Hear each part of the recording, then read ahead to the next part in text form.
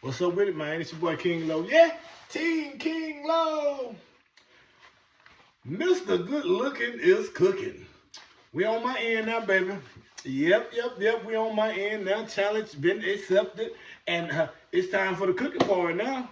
Part one. What we're going to do today, though, we're going to do something simple or whatever. You know, it's a little cloudy outside and rained a little bit or whatever. So I want to do something real simple. So I was thinking Salisbury steak probably, some good rice, gravy with Salisbury steak, and probably some asparagus on the side or whatever. It's going to be something simple, real simple to start it off, but it's going down. Stay tuned. As you can see, it is really dooming outside today. So this would be the perfect time for a southern meal like that. This meal here will bring love, and it's going to hug you when you eat it. We going in, man. Oh yeah, crucial day. Weather is changing. The only problem I have with cooking, I don't be knowing what season I want to use. And some people put out I can cook a little bit, but I don't know, I could be wrong. Yeah, there's 3 rolls right there. We got 3 rolls, we got rolls in the back. A little bit of anything, so maybe I do know a little something. I don't know, I gotta start giving myself a little more credit than that. But anyway, that be my problem right there. Don't know what season I be want to use. Okay, the way we're gonna start this right here off, only thing you need, garlic powder, black pepper, and salt. It's that simple. Garlic powder, black pepper, and salt. A lot of people, once again, some season their stuff just in the inside, some season theirs all around, just on the outside. What I tend to do, I do them both. So what I'm gonna do, I'm gonna hit that with season. No, I do not have the measurement. It just, I just know. I done been doing it so long. And I'm gonna try to speed up process. Just done get you some black pepper. Black pepper is one of the key factors in making Salisbury steak. Yeah, I really believe hamburger steak will be a little better at this moment. So what I do after that, I just grab my meat. It's just making patties. But with these patties, you wanna make sure you're not patting them down too hard. You wanna get you a regular old patty like a little hamburger. So now I wanna come in and season the outside. Salt.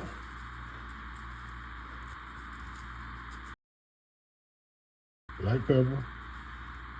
Once again, you really can't go wrong with the black pepper. You want to pat it. Okay, as you can see, I got the cast iron ready. Like I said, it's already greased up. The patty's already been packed. All thing you have to do, get them in there. Get them in there. Get them in there. Now what we're not going to do is let it overcook or let it cook like a burger. And the only thing you do is flip it over when the time comes before it gets cooked all the way.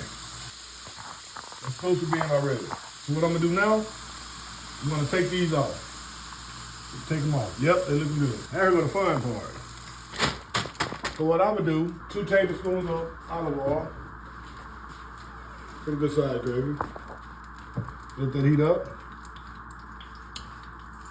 Once it heat up a little bit, we'll be dropping our onions in.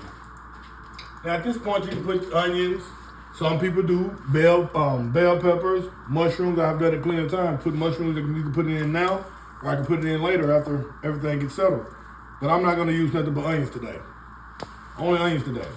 It is so many ways to do this, but this is the simple way. This is the simplest way to do it right here. So we got that just a little. It's already heating up. We got some onions. Let's say half a cup full. Drop it out. You can use more. Don't have number 4 patties, don't need that much. Now, these are the ingredients we're gonna need for this gravy I'm making. Now it's gravy time. And the only thing we're gonna need, you guys, same thing we used earlier. Salt, black pepper, garlic powder. But with this gravy, flour, beef bullet cubes, simple dimple. Just add 1 cup of water to each cube. And a lot of people don't know how to pronounce this, so I know I'm probably ain't gonna get it correct either, however it's supposed to go, but Worcestershire sauce. A good rule of thumb, whatever much oil you put in, you're supposed to put exactly the same much flour in. Me, I freestyled my oil because I've been doing it for years. So me, I'm knowing. Maybe later on in my videos, I'll start measuring everything. That is one thing I do measure. I measure my water and stuff like that. As long as you can make sure the oil is soaking up all the flour, you're really in good hands.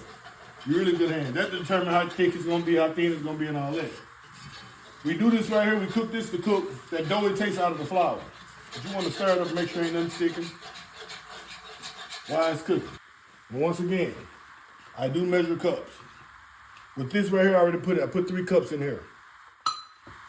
So what I'll do, we start pouring. This is how you determine how it's gonna look. Is this gonna be smooth or it's gonna be thick, clumpy, or whatever? This is how you're gonna determine that. Yep. But as you can see now, that this is the consistency I want. This is how I want mine. This is how I like mine. It's enough cream for me. A light moves and straight. That's my type right there. So what I do after that, that's when it's time to season it. You got your garlic powder. And you can see, I'm doing a little freestyle. Sooner or later, I will do more measurements of all of this. But not today. Not today, baby. Not today. But yes, that's how you gotta do. After you got your seasoning and all that in, you just drop them in.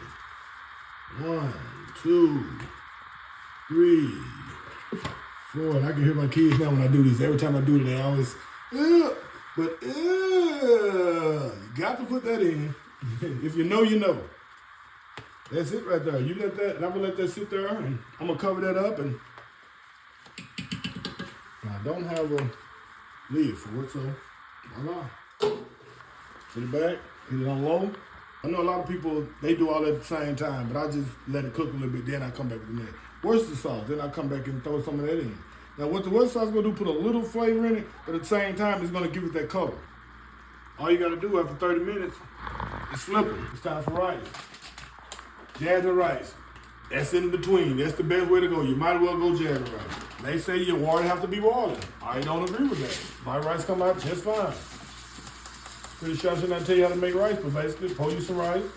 I put a little salt in mine. Just a little. It's been another 30 minutes. That is the end of that right there. Look at that gravy. Oh yeah. Just like I like it, baby. Okay, I got my rice already done. I got that water out for that and everything. Now it's time for asparagus. I usually eat fresh asparagus, but then when I get a lot, I just cut some up. But what I do, what you're gonna need for this, butter, lemon juice, minced garlic, I apologize, salt, black pepper.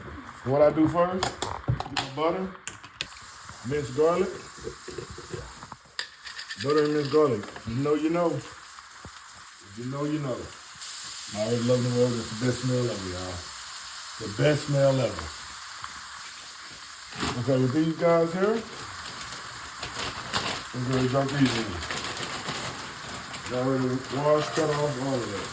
And while you're in this process now, you can go on and put your black pepper, salt, and all that if you want. Black pepper, salt.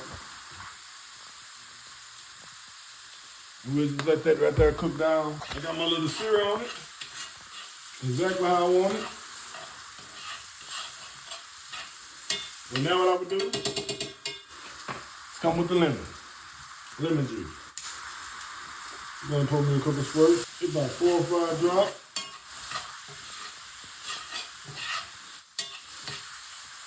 And I'm gonna let that cook in. As you can see, I'm adding water and all that now. That whole process might have took me 6 or 7 minutes, you know? I don't know, I'm just saying. And after I pour the water in it, I cover it. That's exactly how I like it. As you can see, I got that char on it I like. Oh my God, that right there is what transforms it. But yes, he's done. And that will be the final results. Oh my God. If you know, you know.